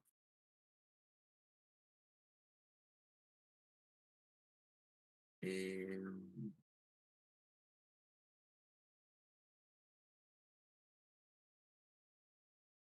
Debido a ello, es que se hace justamente esto que les comento, ¿no? La investigación preliminar. Pónganse que en un supuesto no hayan actos urgentes ni inaplazables. Y esto puede ocurrir en aquellas investigaciones que parten de procedimientos administrativos. Por ejemplo, una procuraduría realiza una investigación por infracciones administrativas y sanciona, ¿no? Pero además considera que hay delito. Remite toda la investigación a la fiscalía. La fiscalía no tiene que hacer actos urgentes y inaplazables. porque todo ha sido básicamente documentado, es más, ya se investigó a nivel administrativo. Entonces, lo que recibe la fiscalía es toda esa documentación y lo único que tiene que hacer es procesar. Ya no va a ser investigación preliminar, porque no es necesario. Ya los hechos están debidamente delimitados y las personas también están identificadas. Pues lo que corresponde es simplemente establecer el marco de imputación, hechos en las personas, e inicia con la investigación preparatoria. Emite la declaración de forma. No ha habido investigación preliminar, porque no es necesario. Ahora, el otro supuesto para realizar investigación preliminar es que no tengas identificado a los sujetos. Entonces, realizarías actos de investigación orientados a identificar a los sujetos. Porque una vez identificados, claro que ya puedes formalizar. Entonces, eso es lo que quiero que entiendan. Entonces, formalmente, la investigación comienza con esto, ¿no? Con la disposición de formalización y continuación de la investigación preparatoria, que inicia la etapa, que con esto se inicia la etapa de investigación preparatoria formalizada, concretamente. ¿Sí? Antes de eso, ya decía, es una etapa excepcional, ¿no? Únicamente para actos ofensivos inaplazables, si es que los hay, porque si no los hay, tienen que de pronto formalizar. Y lo otro es que podrían haber actos de investigación destinados a identificar a los presuntos autores, que tal vez por la denuncia no se tenía, pero una vez que se tenga, se formaliza. Y una vez que tienen los hechos y las personas identificadas, pues mm, desarrollen desarrollen la investigación propiamente. Se dan cuenta. ¿Qué es lo que ha pasado en la práctica diaria? Que todas las investigaciones inician con disposiciones de inicio de diligencia preliminar. Aun cuando no hay actos urgentes inaplazables, aun cuando no hay necesidad de identificar al sujeto, siempre se hace. Es la regla. Está mal, está mal. Conceptualmente, teóricamente está mal. Pero hay un silencio entre todos los puestos procesales. ¿Por qué? Porque, fíjese, la fiscalía, aquí en esta etapa de diligencia preliminar, se empieza a hacer todos los actos de investigación que puede realizar. Porque dice, quiero ganar tiempo.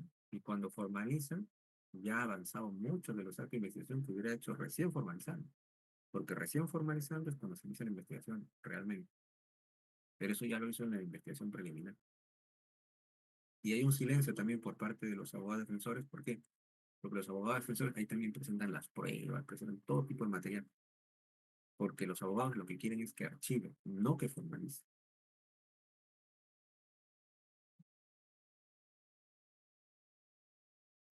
¿Se dan cuenta?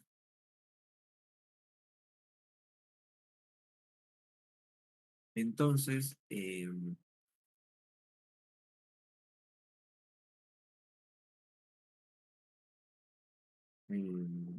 eso es lo que ocurre. Entonces, para mí que las diligencias preliminares también se han distorsionado como tal, ¿no? Eh, y eso es lo que acrecenta la carga. Eso es lo que acrecenta también la carga. Eh, y bueno, esa podría ser una primera apreciación. Veamos aquí. Decimos, esta etapa comienza con el ejercicio de la acción penal, ¿no? Con la disposición de formalización, realmente se inicia el ejercicio de la acción penal. Por exigencia legal, porque, ¿se acuerdan cuando hablamos sobre el concepto de acción penal?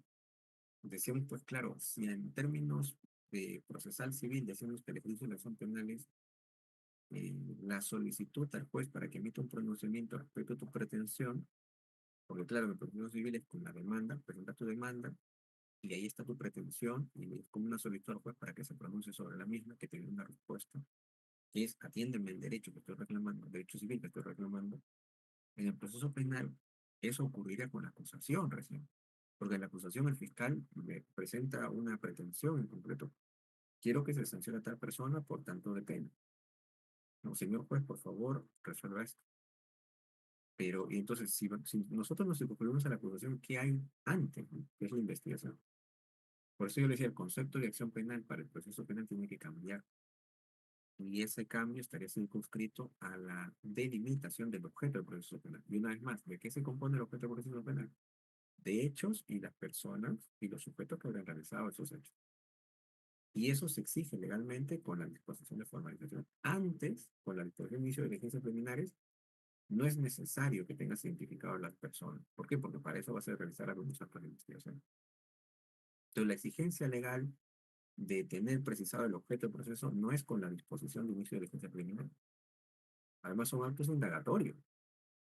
Es con la disposición de formalización. Y ahí podemos recién hablar de verdadero ejercicio de la acción penal, cambiando el concepto. Ya no con una pretensión pidiéndole al juez un pronunciamiento, sino más bien con el concepto de acción bajo esta orientación, de limitación del objeto del proceso. ¿Sí? Entonces, por eso, sí, Jaime. Profesor, y en caso de que, digamos, el fiscal toma conocimiento a partir de la dita criminis o, bueno, toma conocimiento de un hecho presuntamente delictivo y es flagrante, digamos, o es demasiado evidente, ¿puede prescindir de realizar las diligencias preliminares y directamente formalizar la investigación preparatoria? ¿Y cómo? Perdón, lo último.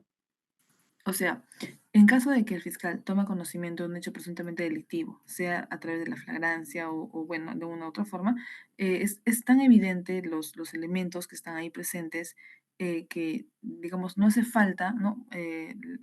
Mayores actos, ¿cómo decirlo? Puede prescindir de lo que es las diligencias preliminares y formalizar directamente la investigación preparatoria. Sí, claro. Sí, sí. O sea, conceptualmente, teóricamente, es posible. Como te digo, si nosotros comprendemos que la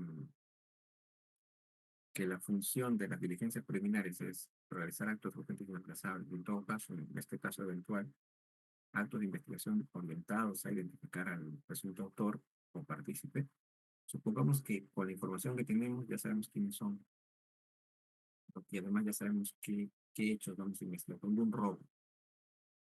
eh, Los hechos ya están. En tal lugar se produjo un asalto normal contra tales personas y tenemos ya identificado a los sujetos, producto justamente de la persecución y tal, estamos identificados. Será contra tal persona. ¿Para qué voy a revisar diligencia preliminar de diferentes formas? Y sobre esos hechos, sobre esas personas, es que voy a investigar. Ya está el objeto del proceso delimitado y como tal, eso se contiene en la disposición de formalización. ¿Me entienden? Entonces, esa sería en todo caso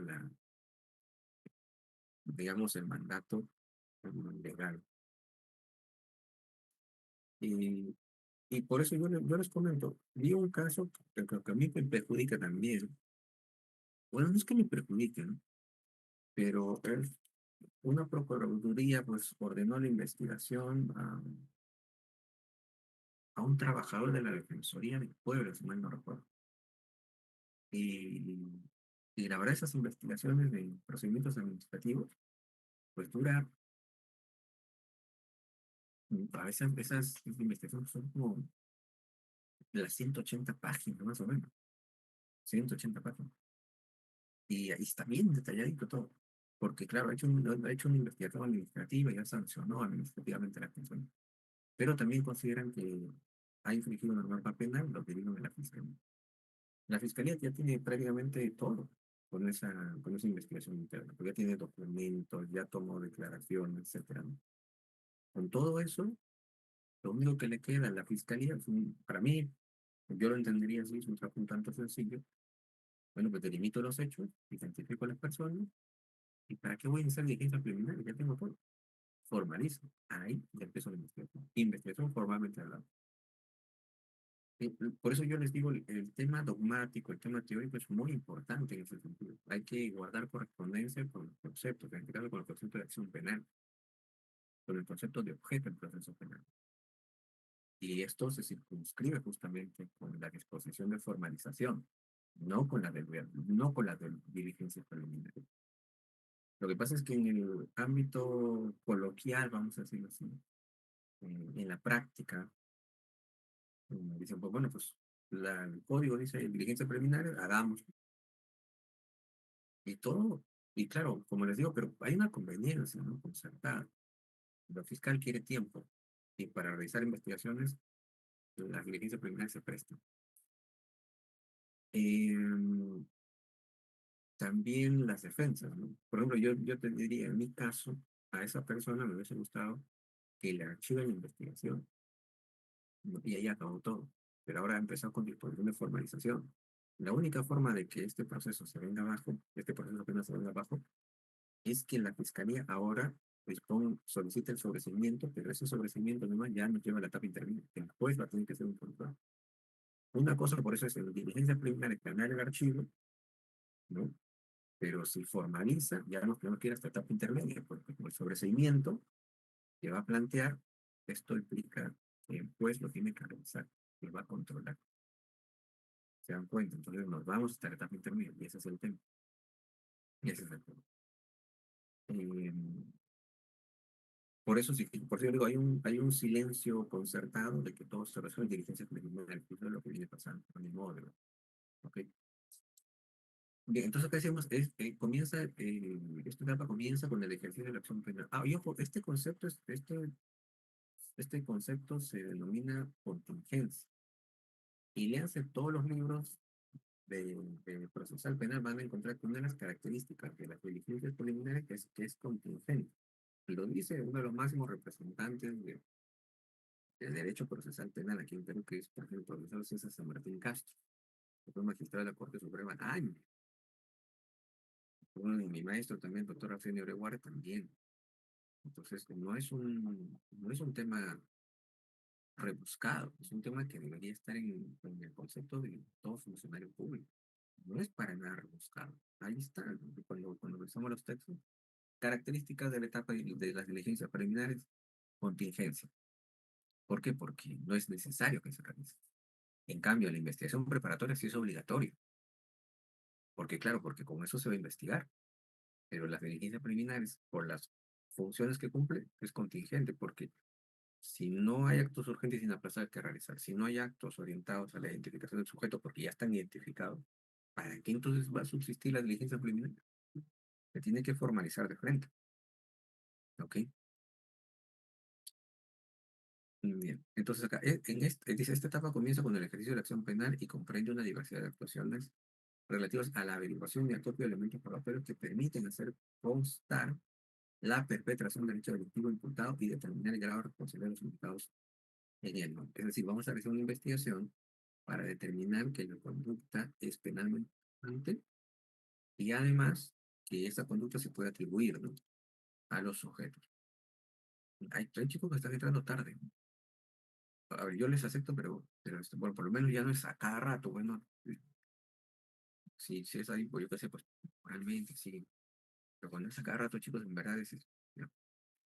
Ok, el objetivo. ¿Cuál sería el objetivo de la investigación preparatoria? En esta etapa, dice, se encuentra preestablecida a efectos de reglamentar la búsqueda de elementos de prueba y determinación de responsabilidad, ¿no? Que permite tomar una decisión sobre el destino del proceso. Mire, ya con esta etapa de investigación, cuando dice se va a tomar una decisión respecto al destino del proceso, se refiere a que el fiscal, haciendo los actos de investigación, recabando todos los medios de prueba, va a determinar si se acusa, que es una forma de decir, quiero ir a juicio oral para buscar una condena, o por el otro el sobreseimiento, ¿no? Que es una solicitud de concluir la investigación, que no vaya a juicio, porque no hay delito, ¿no? O no hay prueba suficiente, por el contrario, se ha probado la inocencia, ¿no? Recuerden que de las diligencias preliminares, si es que hemos estado allí, le hemos formalizado, ¿no? O también ahí se ha tenido que pedir el archivo, ¿no? Pero ya, bueno, habiéndose formalizado, ahora, luego de los actos de investigación, el fiscal va a tener dos opciones, o acusa o sobresee, ¿ok? Eso lo vamos a tener más adelante en la etapa intermedia. Entonces, la finalidad de la investigación preparatoria va a ser reunir todo el material probatorio necesario para que pueda acordarse la continuación de la investigación o su conclusión sin más trámite. Claro, vas a realizar todos los actos de investigación en esta etapa y con eso determinarías, ¿no? si continúa el proceso o no, con una acusación por un lado, con un sobreseimiento por el otro. Por eso le dicen también filtro para evitar juicios innecesarios, porque con la investigación tú determinarías, ¿tengo material de prueba suficiente y necesario para ir a sostener una pretensión de condena? Porque si es así, vamos a juicio, pero si no es así, nos evitamos juicios innecesarios. ¿Se dan cuenta? A veces también se hacen investigación y por una suerte de mecanicismo, dice, bueno, acusa, pues ya el juez determinará si corresponde o no, ¿no? Pero si no hay pruebas, no importa qué acusar. Vamos a ver si el juez a ver qué resuelve el juez. No, eso no es la idea. El fiscal tiene la suficiente autonomía como para que en atención de las pruebas obtenidas pueda hacer una evaluación de si justifica o no una acusación. Y si justifica, pues tendrá que ir a defenderla. Es como un examen. Tú te tienes que preparar para el examen. Y cuando consideras que estás listo para el examen, pues lo vas y lo das. Como el examen de tesis que ustedes van a tener, ¿no? Para el título profesional. Se tienen que preparar. Y cuando están listos, pues van a defenderlo. Y es lo mismo, el fiscal tiene que hacer los actos de investigación durante la investigación preparatoria para obtener todo el material probatorio necesario y suficiente y en función de eso decidir si acusa o no. Porque si va a acusar es como decir, estoy listo para defender las conclusiones de mi investigación. ¿Cuáles son mis conclusiones? Que sí se ha cometido delito y lo quiero sustentar ante el juez de manera oral. Voy a actuar pruebas y voy a justificar mi tesis incriminatoria.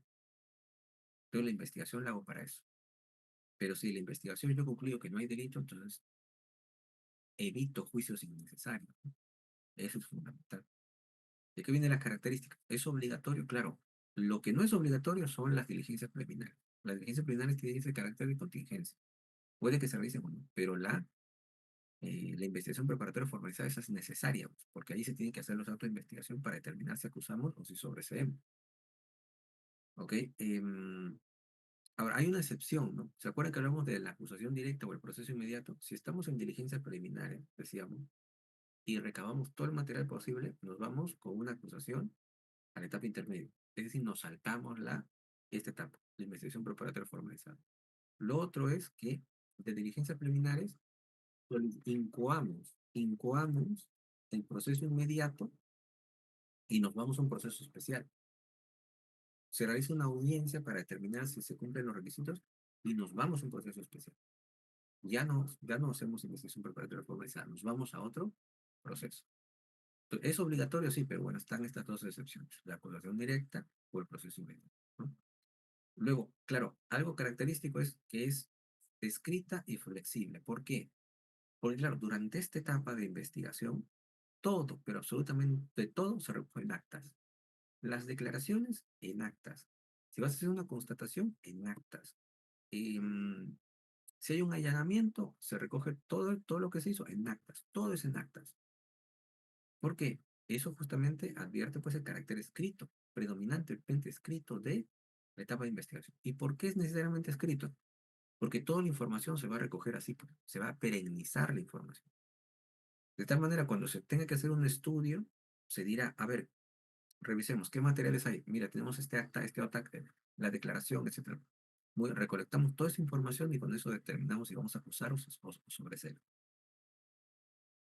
Por eso es predominantemente escrito. ¿Por qué decimos predominante? Porque también hay audiencias orales. En la etapa de investigación preparatoria formalizada se puede pedir audiencia de prisión preventiva, audiencia de comparecencia con restricciones, audiencias de, por ejemplo, ahora hace poco también impedimento de salir del país, todo se realiza en audiencia. Pedimos la constitución del actor civil, la constitución del tercero civilmente responsable, pero hemos visto en las clases pasadas, ¿no? Su constitución también en audiencia.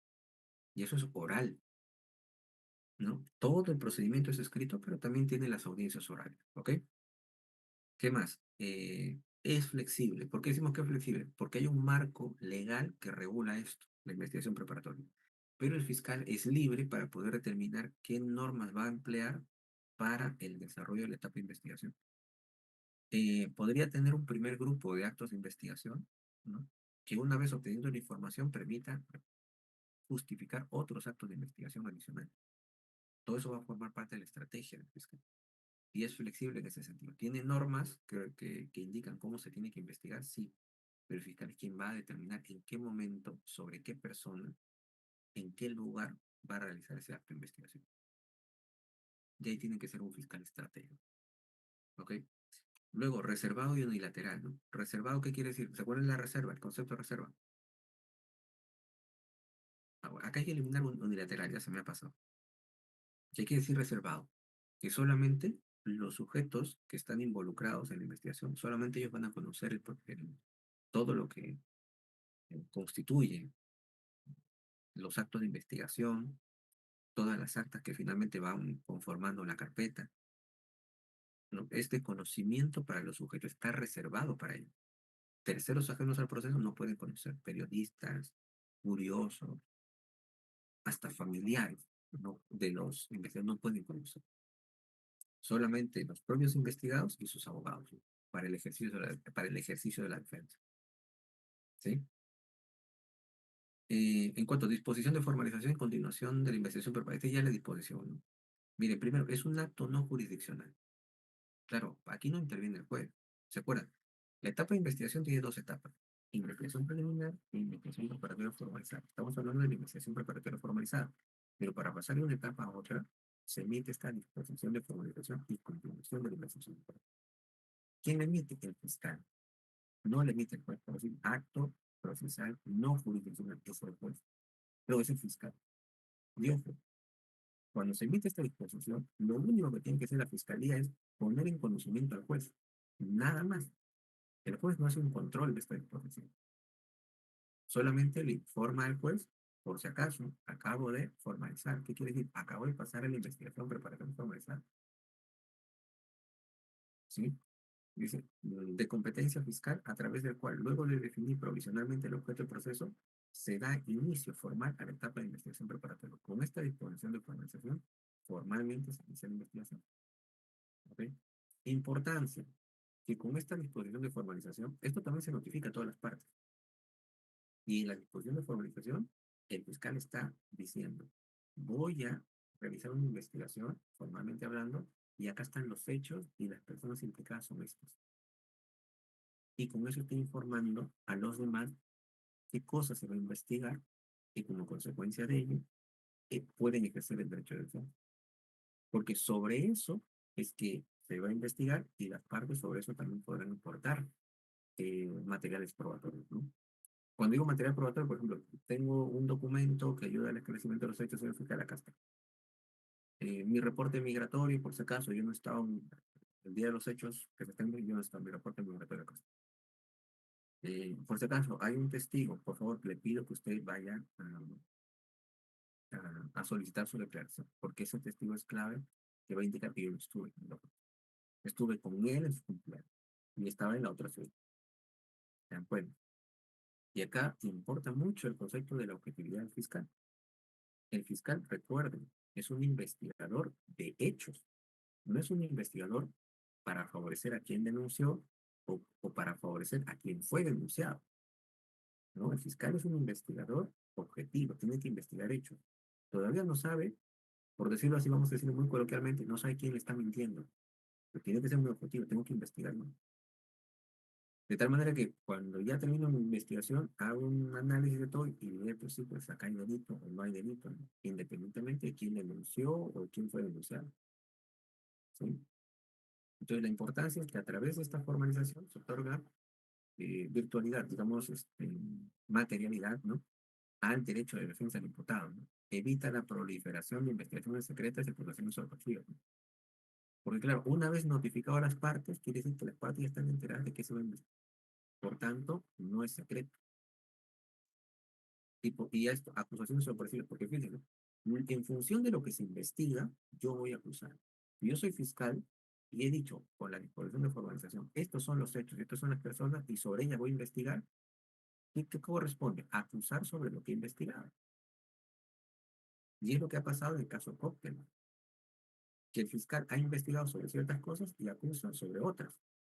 Por eso todas las defensas, pero cómo es posible que presente una acusación con aspectos que no han sido objeto de investigación?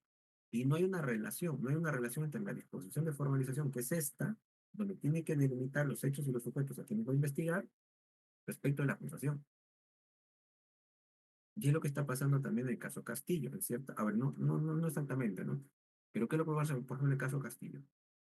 Se ha dispuesto la disposición de formalización sobre el delito de rebelión, sobre el delito de conspiración, los dos delitos.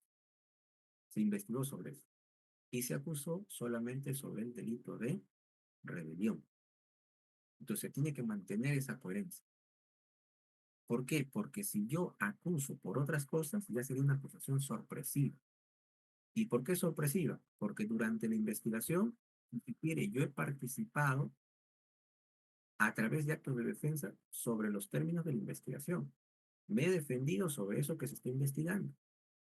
He participado en los actos de investigación, he aportado documentos, declaraciones sobre esos actos de investigación que giran en torno a lo que contiene la disposición de formalización. Y si al final me acusan por otra cosa, por eso sería una acusación sorpresiva, porque no me he preparado sobre eso. Y eso ya en el caso Clinton, caso Cócteles, que ahí se desprende, el Tribunal Constitucional dice, claro, pues no puedes acusar sorpresivamente, es decir, no puedes acusar sobre hechos que no han sido objeto de investigación, porque no les permitió la defensa al imputado. El imputado se ha defendido sobre los términos de la disposición de formalización, sobre esos hechos, sobre esas personas, y sobre eso se ha investigado y sobre eso ha participado en la defensa. Sobre eso ha revisado aportes de prueba, contradicciones, etcétera. Y al final vas a acusar por otra cosa. Por eso, acá lo que decimos. Evita la proliferación de investigaciones secretas, porque eso tienes que notificarlo y ya todos nos enteramos, ya no es secreto. Y evita las acusaciones sorpresivas. ¿Por qué? Porque la disposición de formalización vincula la acusación. Ahora, ojo, si nosotros iniciamos con una disposición de formalización, podríamos además ampliar el objeto de investigación. Supongamos que durante la investigación encontramos que hay otras personas implicadas. Amplío, se amplía el objeto del procesamiento. Es como ampliar la disposición de formalización. Digamos, la disposición de formalización es única, pero vas a emitir una disposición de ampliación del objeto. Ahora involucras a la persona. Si además, en función de esos hechos, se ha cometido otro delito vinculado, pues también ampliarás los hechos. ¿Se acuerda? Das margen justamente para que, y eso también lo vas a notificar y las defensas van a poder defenderse de eso. Y ya luego puedes acusar, ¿sí? ¿Se dan cuenta?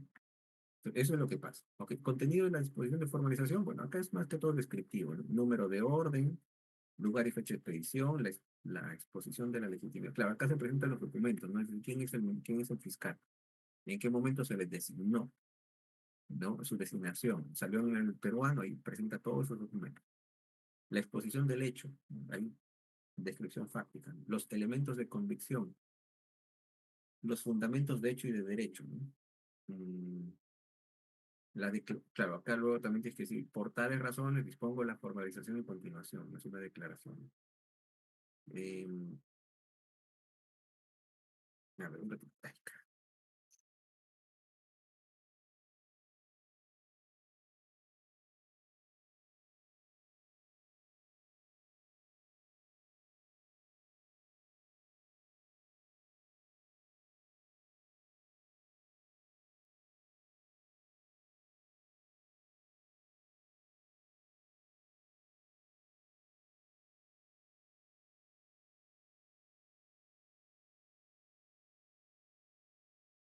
eh, y bueno, esto es básicamente una transcripción de lo que pone el código, está todo eso, ¿sí? Al final la firma, ¿no? La firma del fiscal. Los plazos lo hemos visto ya. Cuando vimos diligencias preliminares, vimos los plazos en investigaciones, la investigación en esta etapa, ¿no? Casos simples, 120 días que se pueden ampliar por 60, ¿no? Casos complejos, 8 meses que se pueden ampliar por otros 8 meses más. Organización criminal, 36 meses que se pueden prorrogar por 36 meses. ¿Sí? Eh, bueno, acá hacemos lo que la exposición habitual, ¿no? Bueno, acá con la disposición de formalización y continuación de investigación preparatoria estamos allá en esta etapa, ¿no? Ojo, cuando terminamos se emite esta disposición de conclusión. ¿Cuándo se emite la disposición de conclusión? Cuando ya se venció el plazo. O cuando el fiscal ya realizó todos los actos que ha tenido que realizar. ¿Ok? Em, muy bien. Y cuando ve, acá está también una disposición, con esto acabamos. ¿Cuándo vence el plazo de la investigación preparatoria? Imaginemos que ¿qué son? Hoy es 26. Imaginemos que la disposición de formalización dice, ya acabamos, ¿ah? Esto es una investigación compleja. 8 meses más, 8 meses más. Ya no se puede ampliar más. Y resulta que el último día de la ampliación de los 8 meses es hoy. ¿Ok? Podríamos decir que hoy ha vencido hoy concluyó la investigación preparatoria. Entonces, aquí hay una primera posición. ¿Cuándo, cuándo vence el plazo de la investigación? El día específico y concreto que se ha dispuesto como tema de plazo.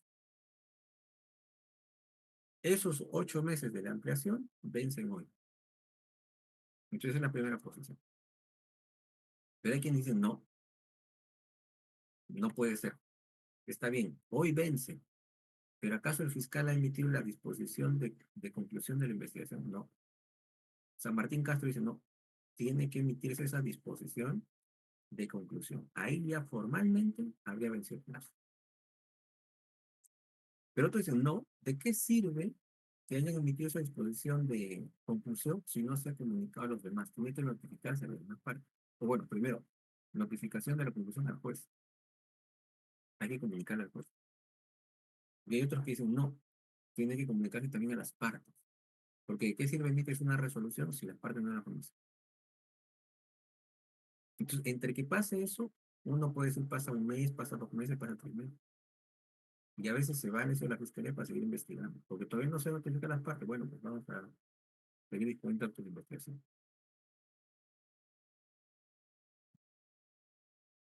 A mi modo de ver, y acá hay algunos pronunciamientos donde dice, pues, asume esta posición, esta posición.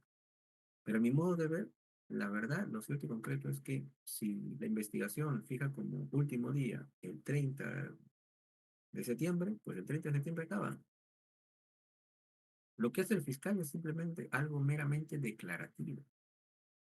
Acabó el día 30 de septiembre. El fiscal emite la disposición de conclusión, sí, pero solamente para declarar algo, no, no lo constituye, simplemente declara, es algo meramente declarativo.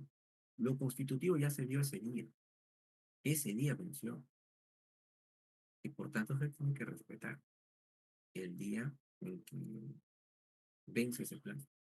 Lo que haría el fiscal simplemente es reconocerlo, y cuando se comunica a los demás es eso, poner en conocimiento.